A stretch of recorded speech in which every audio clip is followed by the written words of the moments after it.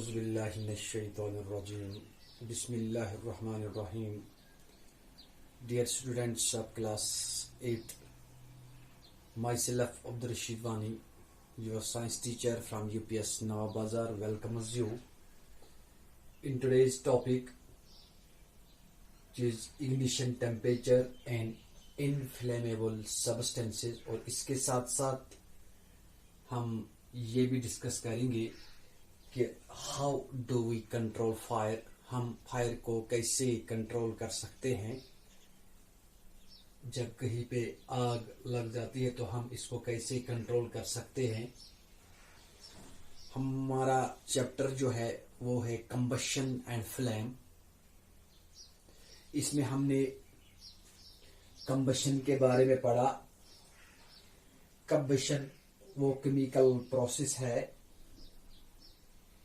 जिससे कोई भी सब्सटेंस ऑक्सीजन से रिएक्ट करके हीट देता है। उसको हम उस प्रोसेस को हम कंबशन कहते हैं। और जिन चीजों में कंबशन होता है, जो सब्सटेंसेस जल जाते हैं, उनको हम कंबस्टेबल सब्सटेंसेस कहते हैं और उनको हम फ्यूल भी कहते हैं। अगर हमने एग्जांपल देनी हो, हम वुड का एग्जांपल दे सकते हैं। Wood, kerosene oil, petrol, LPG, diesel, extra extra, coal वगैरह वगैरह। अब इग्निशन टेम्परेचर क्या है? इग्निशन टेम्परेचर वो लोवेस्ट टेम्परेचर होता है जिस टेम्परेचर पे कोई भी सब्सटेंस कैच फायर करता है। द लोवेस्ट टेम्परेचर एट विच, वो लोवेस्ट टेम्परेचर जिस पर कोई भी सब्सटेंस फायर को कैच करता है, उसको हम उसका इग्निशन टेम्परेचर कह सकते हैं। जिसका जितना इग्निशन टेम्परेचर कम होगा वो फायर जल्दी कैच करता है। क्लियर बच्चों? हमने आप बच्चों ने देखा होगा कभी कभार जंगलात में आग लग जाती है, जंगल में आग लग जाती है। Naturally how? Because these dry leaves जो होते हैं जंगल में, आफताब की गर्मी की वजह से उनका इग्निशन टेम्परेचर जब बराबर होता है तो ऑटोमेटिकली उनमें आग लग जाती है और आहिस्ता आहिस्ता से वो आग पूरे जंगल में फैल जाती है। प्यारे बच्चों, जिसका जितना इग्निशन टेम्परेचर कम होता है वो जल्दी ही फायर को कैच करता है। मिसाल दी थी मैंने कल कि हम जब लकड़ी जलाते हैं, अगर हम ऐसे ही लकड़ी जलाएंगे तो उसमें थोड़ा टाइम लगता है। उसके बरक्स अगर हम उस पर तेल डालते हैं, मिट्टी का तेल, केरोसिन ऑयल डालते हैं, तो वो फट से उसमें आग लग जाती है। कहने का मतलब ये है कि केरोसिन का इग्निशन टेम्परेचर बहुत ही कम होता है और लकड़ी का इग्निशन टेम्परेचर ज्यादा होता है। तभी जब हम इसमें तेल छिड़कते हैं, तेल छिड़कने से उसमें आग जल्दी लग जाती है क्योंकि केरोसिन में इग्निशन टेम्परेचर कम होता है, वो जल्दी ही फायर को कैच करता है। प्यारे बच्चों, the substances which have very low ignition temperature, those substances, वो चीज जिनका इग्निशन टेम्परेचर लो होता है, can easily catch fire with a flame, Sholay उसमें उठते हैं, जल्दी ही कैच फायर करते हैं, उनमें जल्दी ही आग लग जाती है। और उन सब्सटेंसेस को हम इनफ्लेमेबल सब्सटेंसेस कहते हैं। इनफ्लेमेबल सब्सटेंस किनको कहते हैं? The substances which have very low ignition temperature, वो चीज जिनका इग्निशन टेम्परेचर लो होता है। याद रखना, वो सब्सटेंसेस जिनका इग्निशन टेम्परेचर लो होता है और जो जल्दी ही फायर कैच करते हैं, उन सब्सटेंसेस को हम इनफ्लेमेबल सब्सटेंसेस कहते हैं। हम तो गाड़ियों में सफर करते हैं। जब गाड़ी तेल डालने के लिए पेट्रोल पंप पे जाती है तो वहां पे लिखा होता है स्टॉप स्मोकिंग। यहां पे स्मोकिंग करना मना है, यहां पे कोई भी चीज जलाना मना है। क्यों? क्योंकि पेट्रोल जो होता है, डीजल जो होता है, they are inflammable material, they are inflammable substances. Why?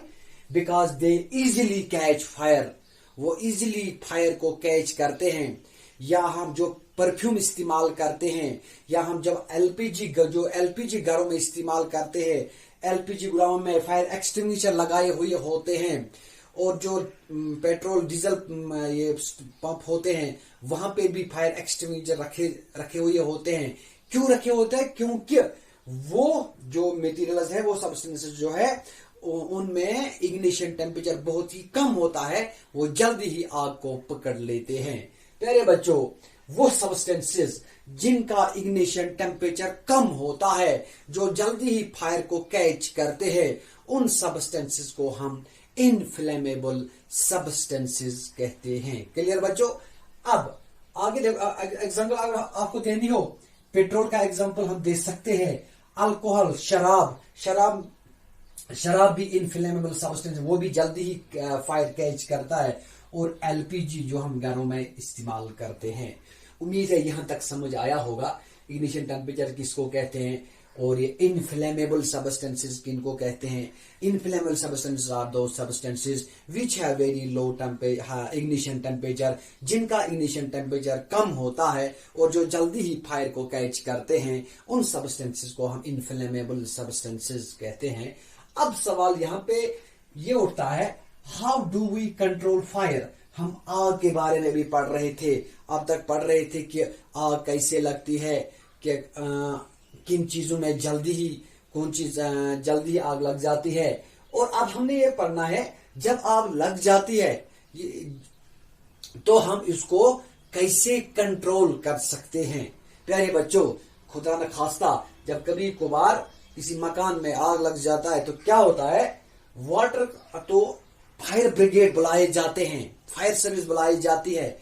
Fire service क्या काम करते हैं, वो पानी उस पर छिड़कते हैं, वो पानी स्प्रे करते हैं। Water cool the combustible material, water जो होता है वो इस कंबस्टेबल मटेरियल को कूल करता है। क्लियर बच्चों? और so that its temperature is brought below its ignition temperature, पानी छिड़कने से, पानी डालने से वो कंबस्टेबल जो ये जल रहे होंगे, कंबस्टेबल सब्सटेंसेस जिनमें आग लगी होगी, वो इनको कूल करते हैं और उनका इग्निशन टेम्परेचर बिलो कम करते हैं। क्लियर बच्चों? Brought its temperature is brought below it is ignition temperature, उसके इग्निशन टेम्परेचर से बिलो होता है इस पानी से।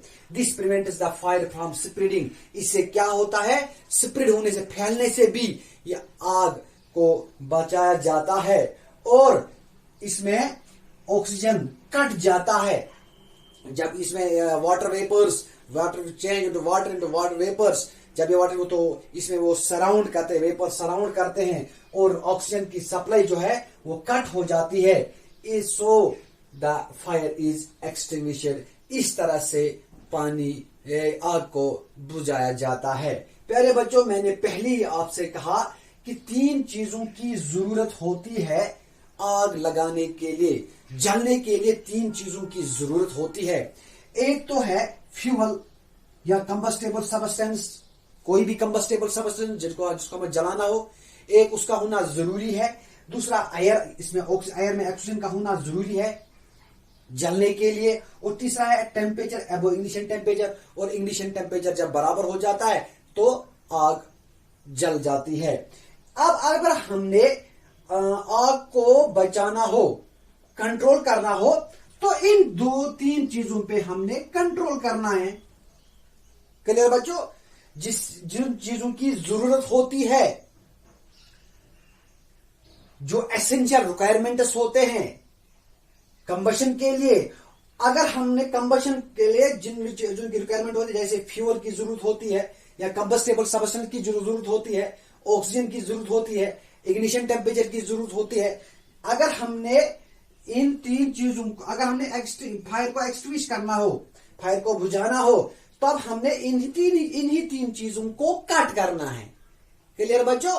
अब हमने ये समझा कि हम फायर को कैसे कंट्रोल कर सकते हैं, by spreading water over it, उस पे पानी छिड़कने से, पानी देने से हम आग को कंट्रोल कर सकते हैं। उसका ऑक्सीजन जो आता है जलने की, जो उसको मदद करता है, उसको कट करते हैं। उस तरीके से भी पानी से भी हम इसको फायर को एक्सटिंग्विश कर सकते हैं। लेकिन ऐसे भी सबस्टेंसेस है, ऐसे भी कम्बस्टेबल सबस्टेंसेस है जिनको हम पानी से कंट्रोल नहीं कर सकते हैं। उनको हम कैसे कंट्रोल कर सकते हैं, ये हम इंशाल्लाह कल पढ़ते हैं। आज के लिए इतना ही। उम्मीद है यहां तक आपको समझ आया होगा। अब बच्चों से मैं इजाजत लेता हूं। आप खुश रहो, बाकी वसलाम।